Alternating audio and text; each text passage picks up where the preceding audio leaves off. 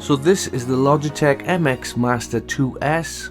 It's the mouse that's got a lot of people asking, is this the best mouse in the world?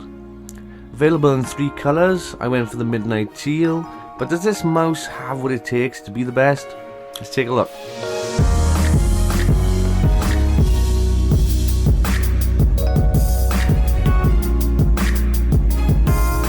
Okay, so this mouse has a total of 7 buttons, all of which are programmable by downloading the software. The software is called Logitech Options and is available from their website, link in the description. In the software, as well as programming buttons, you can change the pointer speed, and that's about it. This isn't a gaming mouse, so of course there is no lights on it to change the color of, etc.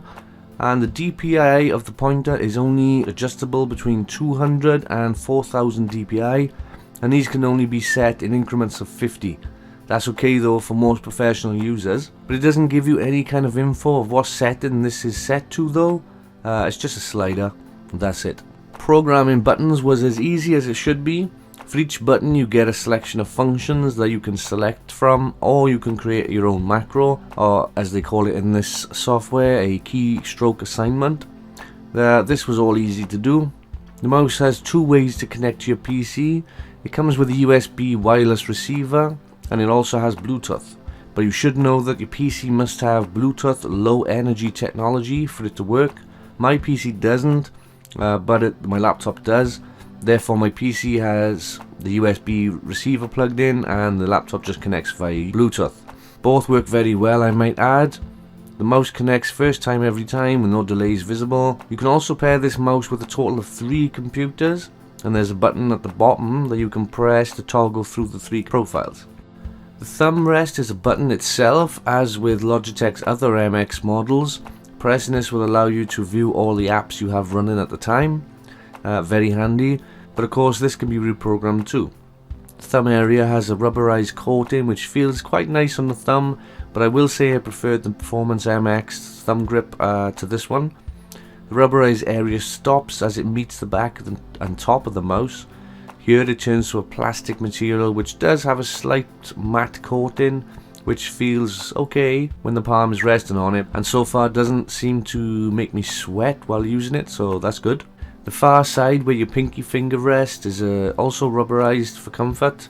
This makes lifting the mouse all the much easier, unlike the earlier G602 gaming mouse. The thumb side of the mouse has a side-scrolling wheel and 2 buttons. I must say the placement of these buttons could have been better thought out. They seem to have been squashed together. I think it would have worked better if there was just one either side of the scroll wheel. I have reprogrammed these buttons to be cut and paste, as I do a lot of file management on my computer, so I use those functions all the time.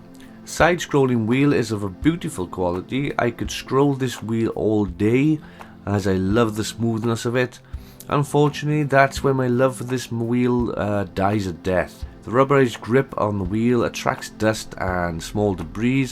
Once something is stuck inside, it is very hard to remove it. Also, I don't really often have a reason to side scroll. It seems a bit of a novelty. There is good news though, you can reprogram it. You don't have as many options with this though. For example, you can't assign a macro to this wheel, but what I did was select the page back and forward option. This means that when I scroll upwards it goes a page forward, and when I scroll downwards it goes backwards.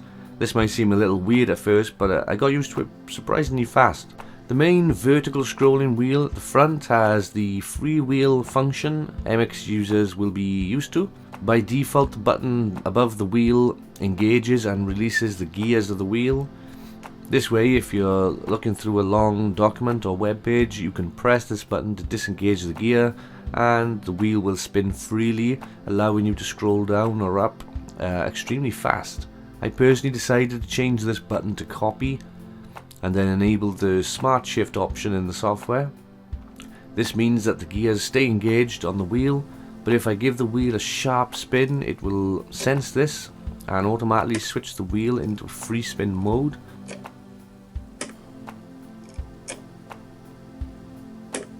It will then re-engage the gear after it stops. Marvelous. Okay, so now the feature that really sold this mouse to me was the flow system. Enabling this in the software means you can drag the mouse pointer to the edge of the screen of your PC, and then it will appear on the screen of your laptop. This is quite handy if you often use your laptop on your PC desk at the same time while using your PC. This way you can use just one mouse for the two computers, and amazingly you can even copy files from one to another. You just select a file, press copy on say your PC for example, then move your mouse to your laptop screen and click paste. Voila! Unfortunately you can't drag and drop files, but that's not a big problem. So all in all, this mouse is impressive in certain ways and a letdown in others. I feel the mouse needs more buttons, one or two more on the top, say like the G602, that's one thing that mouse got right, and one or two more on the side. The thumb wheel, although a nice novelty, could be removed or at least have more programmable options. The size and ergonomics of this mouse is good, and I wouldn't say much improvement is needed there, but the feel of it could be nicer. The battery seems to be pretty good. I've had it about a week and I haven't charged it at all since it came out of the box. The battery indicator was on 2 lights when I opened it, and it is still on 2 lights. It boasts up to 70 days of use between charges, and I think it might be telling the truth. You are supplied with a USB cable which you can plug into the front of the mouse in order to charge it and keep on using it while you do. That's brilliant. Another quick mention too is the dark field laser technology, which is superb. The mouse will work on even clear glass as long as it is a minimum of 4mm thick, and the range of this mouse is 10 meters. Okay, so I'm going to leave it there. Tell me what you think, and if you already have it, what are your opinions on it? I'm Richard and I'll see you next time.